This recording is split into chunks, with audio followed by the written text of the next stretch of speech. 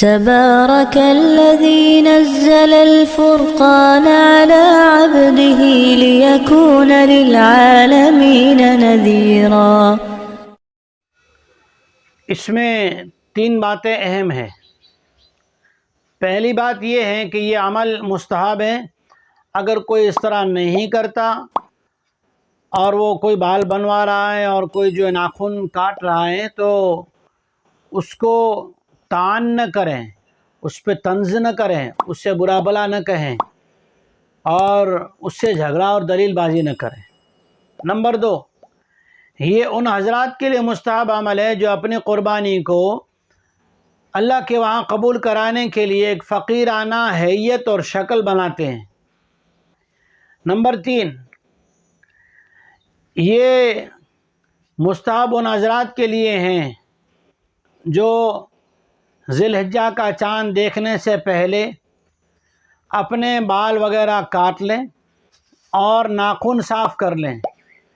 لیکن اگر کسی کو یہ پتہ نہیں چلا اور اس کے منہ زیر ناف، چہرے کی صفائی، سر کے بال سب اگر اس نے نہیں کٹوائے ہیں، خاص طور پہ منہ زیر ناف اور بغل انڈرامس، تو اسے چاہیے اگر اس کو 40 دن ہو گئے تو پھر یہ حکم جو اس کے لیے مستحب والا چھوڑنا ہے، اور جو ضروری ہے یعنی منہ زیر ناف کی صفائی کرنا اور بغلوں کے بال صاف کرنا، یہ وہ عمل کرے۔